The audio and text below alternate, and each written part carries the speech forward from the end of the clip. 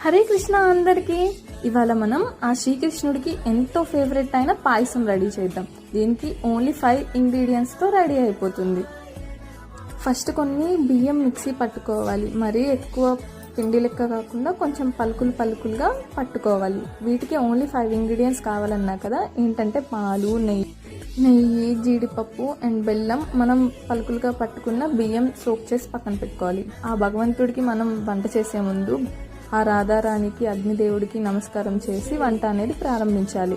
పొయ్యి మీద పాలు పెట్టి పాలు మంచిగా పొంగిన తర్వాతకి బెల్లమను మనం మిక్సీ చేసుకున్న ఆ బియ్యం అనేవి వేయాలి. ఇక్కడ బియ్యం క్లిప్ మిస్ అయింది, బట్ మీరు వేసుకోవాలి.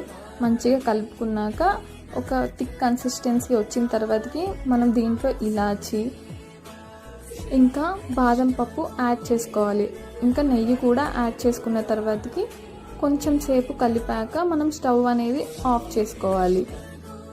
ఈ వేడివేడి పాయసాన్ని మనం ఆ భగవంతుడికి తులసి నివేదన చేసి ఆ భగవంతుడికి సమర్పణ చేయొచ్చు అండి.